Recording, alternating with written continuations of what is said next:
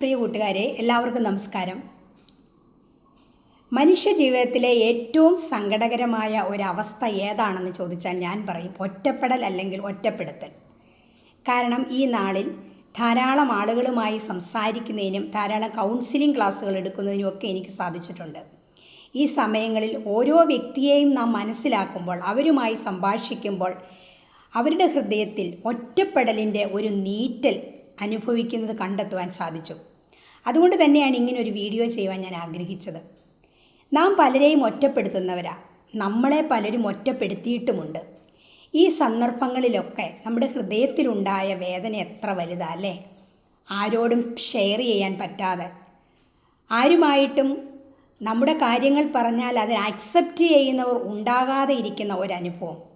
നമ്മളോട് സംസാരിക്കുന്നതിനോ നമ്മുടെ വിഷമമൊന്ന് കേൾക്കുന്നതിനോ ഒരു കാത് നമുക്ക് വേണ്ടി തരാത്തവർ, അങ്ങനെയുള്ളവർ നമ്മുടെ ചുറ്റുപാടുകളില്ലേ? നമ്മളും പലപ്പോഴും അങ്ങനെ ആയിരുന്നിട്ടില്ലേ?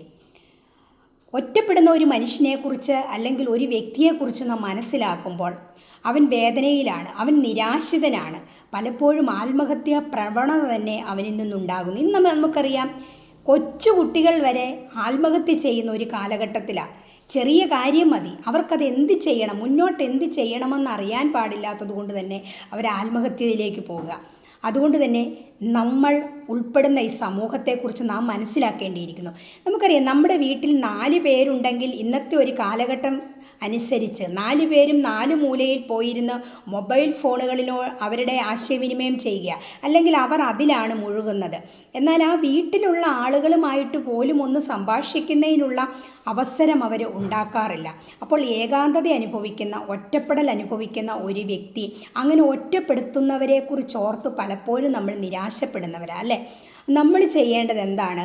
നാം ഒറ്റപ്പെടൽ അനുഭവിക്കുമ്പോൾ, നമ്മൾ നിരാശ അനുഭവിക്കുമ്പോൾ, ഇന്നേ കാലഘട്ടത്തിൽ ഒരു പരിധിവരെ സോഷ്യൽ മീഡിയ അതിന് നമ്മളെ ഒരുപാട് സഹായിക്കുന്നുണ്ട്. രോഗിയായി കിടക്കുമ്പോഴും, നമ്മൾ ഏകാന്തത അനുഭവിക്കുമ്പോഴും, നമ്മൾ ഒറ്റപ്പെടുമ്പോഴും ഒക്കെ നമ്മുടെ പ്രശ്നങ്ങളും നമ്മുടെ വിഷമങ്ങളും നമ്മുടെ സന്തോഷങ്ങളും നമ്മുടെ ആദികളും വ്യാധികളും ഒക്കെ പങ്കിടുന്നത് സോഷ്യൽ മീഡിയയിലൂടെ നാം പങ്കിടുന്നുണ്ട്. നമ്മൾ അറിയാത്തവർ, നമ്മളൊരു ഫേസ്ബുക്ക് ഫ്രണ്ടായിരിക്കുന്നവരുമായിട്ട് സംസാരിക്കുമ്പോൾ അവർ നമ്മൾക്ക് എൻകറേജ് തരാറുണ്ട്, അവർ നമ്മളെ താങ്ങി നിർത്താറുണ്ട്, നമ്മളെ സ്നേഹിക്കാറുണ്ട്.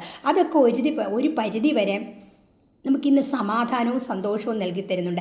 എന്നാൽ അതിന് ഒരുപാട് ന്യൂനതകളുമുണ്ട്. പ്രിയരെ, എനിക്ക് പറയുവാനുള്ളത് ഒന്നേ ഉള്ളൂ. നമ്മെ ഒറ്റപ്പെടുത്തുന്നവരെ, നമ്മളെ മാറ്റി നിർത്തിയവരെ കുറിച്ച് നാം ചിന്തിച്ച് നിരാശപ്പെട്ടിട്ട് കാര്യമില്ല. നാം ഒന്ന് മാത്രം ചെയ്യുക, നമ്മെ ഒറ്റപ്പെടുത്തിയ പോലെ നമ്മൾ മറ്റൊരാളെ ഒറ്റപ്പെടുത്താതെ ഇരിക്കുക. നമ്മുടെ ജീവിതത്തിൽ വന്നതുപോലെ മറ്റൊരാൾക്ക് നാം മുഖേന ഒരു പ്രശ്നം ഉണ്ടാവാതെ ഇരിക്കുക. നമ്മുടെ പ്രിയപ്പെട്ടവരെ നാം ചേർത്ത് നിർത്തുക, നമ്മുടെ ഹൃദയത്തിൻ്റെ ഒരു ഭാഗമാക്കി അവരെ ചേർക്കുക. നമ്മളെ ഒറ്റപ്പെടുത്തിയവരോട് ഒരു വിദ്വേഷം കാണിക്കാതെ അവരോട് നമുക്ക് ചെയ്യാൻ പറ്റുന്ന അവർക്ക് വേണ്ടി പ്രാർത്ഥിക്കുവാൻ നമുക്ക് കഴിയും. അതുപോലെ തന്നെ ഒറ്റപ്പെടുത്തുന്നവരെക്കുറിച്ച് ഓർത്ത് വേദനിക്കാതെ, ഒറ്റപ്പെടുത്തിയവരെക്കുറിച്ചും ഓർത്ത് വേദനിക്കാതെ, നമ്മെ സ്നേഹിക്കുന്നവരെ, നമ്മളെക്കുറിച്ച് ഓർക്കുന്നവരെ ഒരു ദിവസമെങ്കിലും, അല്ലെങ്കിൽ ആഴ്ചയിൽ ഒരു പ്രാവശ്യമെങ്കിലും, മാസത്തിലൊരു പ്രാവശ്യമെങ്കിലും നമ്മളെ ചിന്തിക്കുന്നവരെ, നമ്മളോട് സംസാരിക്കുന്ന ആ ബന്ധത്തിൽ സന്തോഷം കണ്ടെത്തുകയും അവരെ നമ്മുടെ ഹൃദയത്തോട് ചേർത്ത് പിടിച്ചുകൊണ്ട് സന്തോഷത്തോടെ ജീവിക്കാം. അതിന് എല്ലാ ഭാവുകങ്ങളും നേരുന്നു.